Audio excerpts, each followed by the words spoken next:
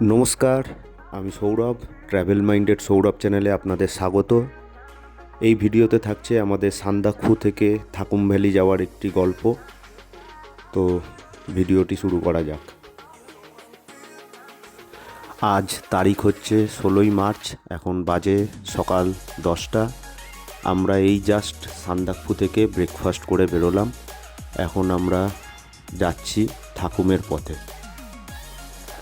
সান্দাকফু থেকে থাকুম যাওয়ার পথে রাস্তার অবস্থা নিয়ে তো কিছু বলার নেই, আপনারা দেখতেই পাচ্ছেন। রাস্তা একদম খুবই ডেঞ্জার ছিল রাস্তা, কিন্তু তার পাশাপাশি রাস্তা যতটাই খারাপ ছিল, সিনিক বিউটি ছিল ততটাই দুর্দান্ত। আর তার পাশাপাশি আজ যেহেতু ক্লিয়ার স্কাই ছিল, সেই কারণে নীল আকাশের সাথে এই ভিউ জাস্ট একটা অন্য লেভেলে চলে গেছিলো।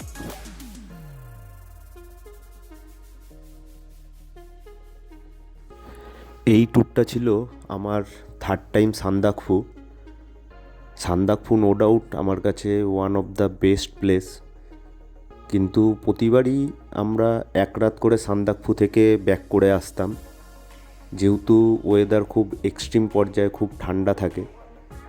এইবারই আমরা মনে সাহস নিয়ে থাকুম ভ্যালি যাব এবং ফালুট যাব এই ভেবে 2 রাত্রি সান্দাকফুর জন্য হোটেল বুক করি। এরপর থেকে যখনই সান্দাকফু প্ল্যান করব, তখনই এই থাকুমের দিকে একবার করে আসতেই হবে। এত সুন্দর ভিউ। সান্দাকফু নো ডাউট খুবই সুন্দর জায়গা, কিন্তু যারা সান্দাকফু আসছেন তারা যদি একবার এই রাস্তায় আসেন, এই রাস্তার যা ভিউ, যদি ওয়েদার ক্লিয়ার থাকে আপনারা বারবার এই রাস্তায় আসতে বাধ্য। এত সুন্দর ভিউ। সান্দাকফু থেকে সকাল 10টায় রওনা দিয়ে অ্যাপ্রক্স 10:30 নাগাদ আমরা পৌঁছে যাই আল। এটাই ছিল আমাদের এইবারের যাত্রার প্রথম স্টপেজ। সান্দাকফু থেকে আলের দূরত্ব অ্যাপ্রক্স 3 কিলোমিটার মতো। আলের এই হোমস্টে, এখানকার অল্টিটিউড 11,600 ফিট। এই হলো আল থেকে ভিউ। এই দিকের রাস্তা দিয়ে আমরা আসলাম সান্দাকফু থেকে। আর এইগুলো হলো আলের বিভিন্ন হোমস্টে, আর এই হলো আমাদের টিম। আর আলে এটা ওয়াচ টাওয়ার টাইপের একটা করা আছে, যাতে হাওয়া না ঢোকে, কাঁচ দিয়ে ঘেরা। আর এই দিকটাতে কাঞ্চনজঙ্ঘা কিছুটা ভিজিবল, এখনো কিছুটা পোর্শন দেখা যাচ্ছে।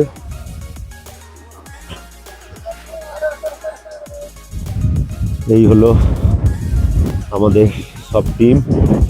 এখানে ফটো সেশন চলছে আলে। খুব সুন্দর ভ্যালি, চতুর্দিকে একদম সুন্দর ল্যান্ডস্কেপ। এই আমরা 10:30টার সময় আলে এসে পৌঁছালাম। এই হলো আমাদের সবাই এখানে ফটো সেশনে ব্যস্ত। আর এই হলো আলের ওয়াচ টাওয়ার। আর এখন মেঘে ঢেকে গেছে কাঞ্চনজঙ্ঘাটা অনেকটাই। এই হলো আলের ওয়াচ টাওয়ার। এখানে কাঁচ ভেঙে পড়ে রয়েছে, 2-4টে কাঁচ ভেঙে গেছে, পুরো কাঁচে কাঁচ হয়ে রয়েছে। কালকে প্রচুর বৃষ্টি হয়েছে, স্নোফল হয়েছে, শিলাবৃষ্টি টাইপের হয়েছে, হয়তো সেই জন্যই কাঁচ ভেঙে গেছে মেবি।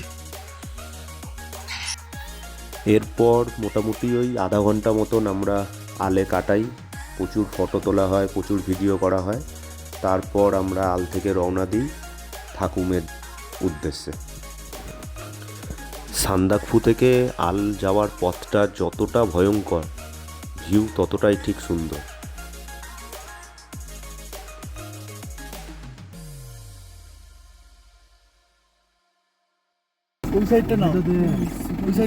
এখানকার ভিউটা একবার দেখুন ভালোভাবে, আর রাস্তাটাও একবার দেখুন।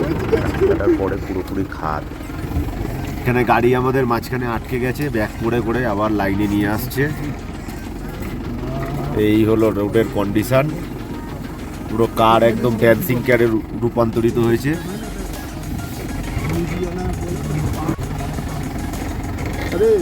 এই হলো রাস্তার কন্ডিশন ফালুট থেকে আল। আর এখন ফালুট যাওয়ার জন্য আমরা পারমিশন চেয়েছিলাম, ফালুট যাওয়ার ইচ্ছা ছিল, কিন্তু ফালুট এর পারমিশন দেয় না। মাঝখানে নাকি রাস্তার কন্ডিশন খুবই খারাপ, কোনো ড্রাইভার রিস্ক নিতে চায় না এখন ফালুট নিয়ে যাওয়ার জন্য। ফালুট যাওয়ার জন্য এখন একটাই অপশান, ট্রেক করে যাওয়া। এই হলো রাস্তা।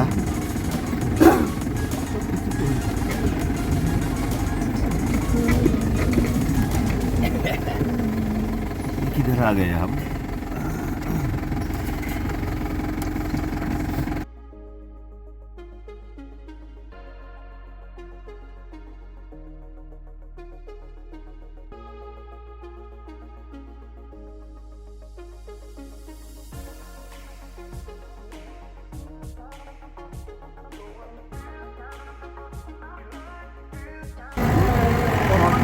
মারাত্মক সুন্দর ল্যান্ডস্কেপ আর ততটাই বিপজ্জনক রাস্তা।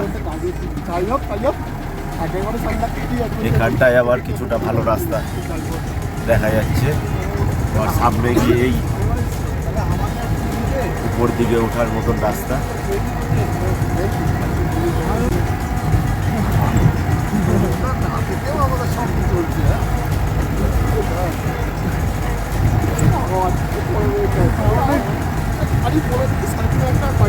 রাস্তার ধার দিয়ে স্লিপিং মুদ্রা কিছুটা ভিজিবেল, আর এদিকে মারাত্মক সুন্দর রাস্তার ভিউ।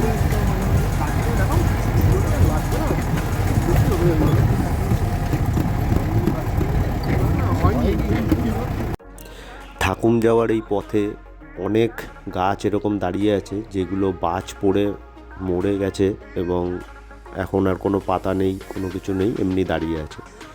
কোনো একটা ভিডিওতে আমি দেখেছিলাম এই ফালুটের দিকটাতে বাজ পড়ার প্রবণতা অনেক বেশি কম্পেয়ার টু সান্দাকফু।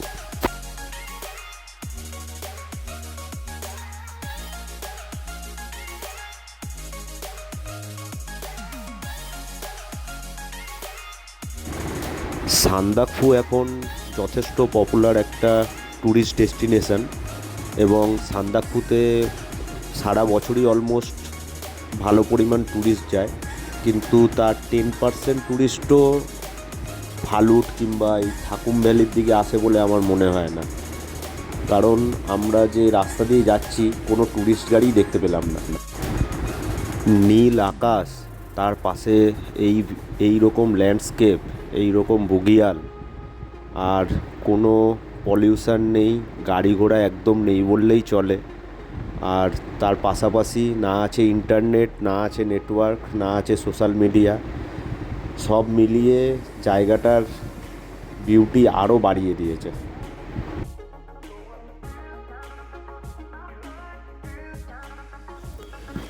এই রাস্তায় না রয়েছে কোনো ফুড স্টল, না রয়েছে কোনো হোমস্টে, না রয়েছে কোনো হোটেল। একমাত্র একটা জিনিসই রয়েছে, সেটা হচ্ছে গিয়ে অফুরন্ত বিউটি। প্রতিটা বাঁক, প্রতিটা ভিউ, প্রতিটা গাছ এত সুন্দর যে কোনোটাকে বাদ দেওয়া যাচ্ছে না। প্রত্যেকটা জিনিস ভিডিওর মধ্যে রাখবার ইচ্ছা হচ্ছে।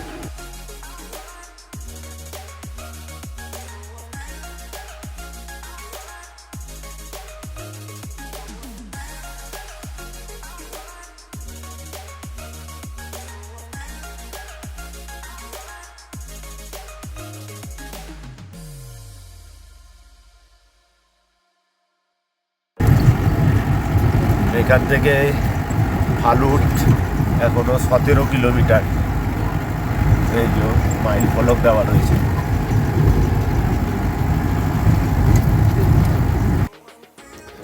এই হলো আমাদের নেক্সট স্টপেজ চান্দু ভ্যালি। দূরে যে ছোট্ট লাল মতন দেখা যাচ্ছে ওটা হলো চান্দু ভ্যালির একমাত্র হোমস্টে। খানিকক্ষণের মধ্যেই আমরা চান্দু ভ্যালি পৌঁছাবো। থাকুম যাওয়ার পথে এই জায়গাটার নাম হলো চাঞ্জু। সব থেকে এখনো অবধি বেস্ট জায়গা এটা আমাদের দেখা এই পুরো ট্যুরে। এই সাইডে পেছনে কাঞ্চনজঙ্ঘা থাকার কথা ছিল, কিন্তু কাঞ্চনজঙ্ঘা বেলা বাড়ার সাথে সাথে মেঘের তলায় চলে গেছে। এখানে আমাদের ফটো সেশন হচ্ছে, আর এই আমাদের গাড়ি ল্যান্ড রোভার। এই হলো এই জায়গার নাম এবং একমাত্র হোমস্টে, চান্দু হোমস্টে। ফোন নাম্বার দেওয়া আছে। আর এর পাশের ভিউটা এখনো অবধি সান্দাকফু, আল আর এই থাকুম যাওয়ার পথে আমাদের কাছে দি বেস্ট ভিউ। মানে এত সুন্দর জায়গা, ছবি তুলতে তুলতে হাত ব্যথা হয়ে যাবে, তাও মন পড়বে না। আর এখানে হলো ভারত নেপালের একটা বর্ডারের জাস্ট বাউন্ডারি করা আছে। চান্দু ভ্যালি থেকে আমরা বেরোচ্ছি, এবারে আমরা থাকুম ভ্যালির দিকে যাচ্ছি। এখন বাজে 11:35। এবারে আমরা নেক্সট স্টপেজ থাকুম ভ্যালিতে দেবো।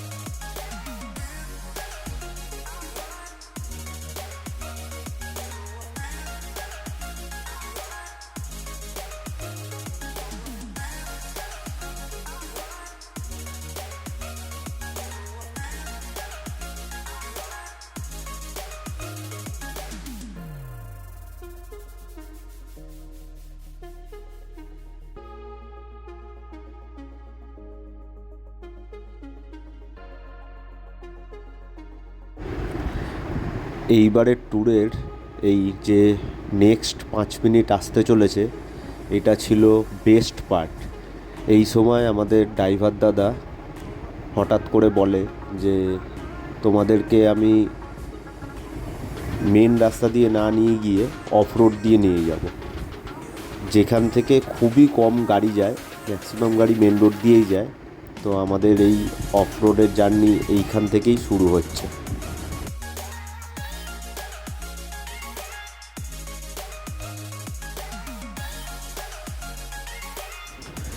আপনারা ভিডিওতেও বুঝতে পারবেন, যদিও ভিডিওতে রাস্তার ইনক্লাইন কতটা রয়েছে পুরোপুরি বোঝা যায় না, তাও ভিডিওতে কিছুটা হলেও বুঝতে পারবেন।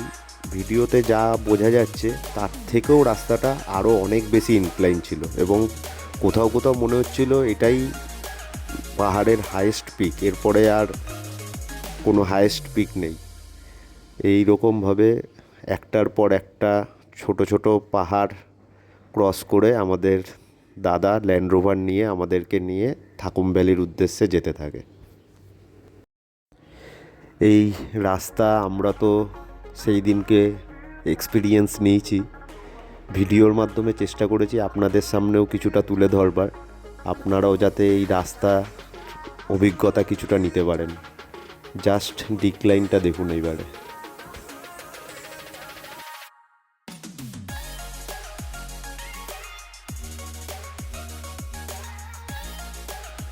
কপিরাইটের প্রবলেমের জন্য ভিডিওর অরিজিনাল সাউন্ডটা দেওয়া যাচ্ছে না, কারণ দাদা আমাদের গাড়ির মধ্যে কিছু নেপালি গান চালিয়ে রেখেছিল। যদি অরিজিনাল সাউন্ডটা দেওয়া যেত তাহলে আরও থ্রিলিং যে ব্যাপারটা আমরা অনুভব করেছি সেটা আপনারাও বুঝতে পারতেন। প্রতিবার যখনই একটা ইনক্লাইনে উঠছে তখনই মনে হচ্ছে এটাই যেন হাইয়েস্ট পয়েন্ট, এবং তারপরেই খাড়া পুরো ডিক্লাইন গাড়ি নিয়ে নামছে। এই অনুভূতি যারা সেই পজিশানে ছিল তারা ছাড়া 100% হয়তো আর কারোর পক্ষে বোঝা সম্ভব নয়।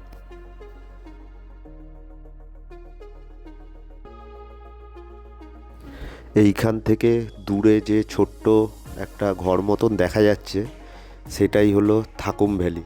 ওইখান অবধি আমাদের গাড়ি এখনও পর্যন্ত রিচ করবে এবং পুরোটাই এই ধরনের রাস্তা দিয়ে। জাস্ট দেখুন রাস্তাটা একবার। সত্যি কথা বলতে যখন ড্রাইভার দাদা আমাদেরকে বলেছিল যে অফ রোড রাস্তা দিয়ে নিয়ে যাবে, প্রথম খুব ভালো লেগেছিল, এক্সাইটেড ছিলাম। কিন্তু যখন 3-4টে পাহাড় ক্রস করে দাদা সেই রকম পোক্ত ড্রাইভার ছিল সেই জন্যই নিয়ে গেছে, কিন্তু তাও আমরা তখন মনে মনে ভাবছিলাম যে হয়তো এই রিস্কটা না নিলেই বেটার হতো। প্রতিটা ডিক্লাইনে নামবার সময় মনে হচ্ছে গাড়িটা একটা খেলনা গাড়ি এবং যে কোনো মুহূর্তে গাড়িটা পাল্টি খেয়ে গড়িয়ে নিচে নেমে যাবে। প্রতিটা মুহূর্তে এক্স্যাক্টলি এই ডিক্লাইনের সময় এই ফিলিংসটাই হচ্ছে।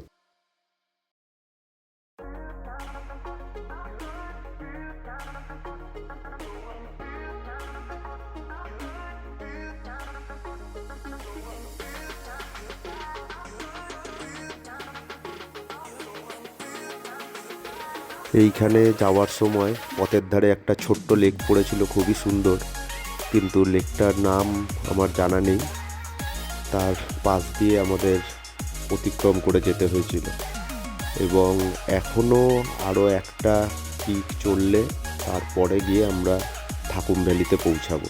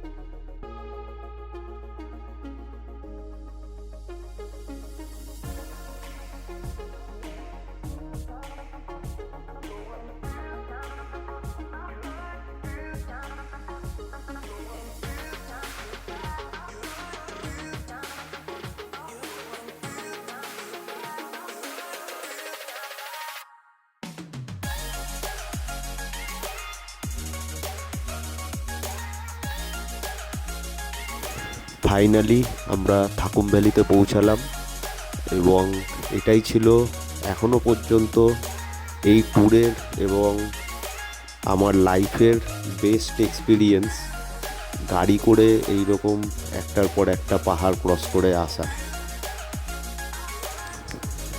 এই হলো থাকুম ভ্যালি এবং থাকুম ভ্যালির আশেপাশের পরিবেশ।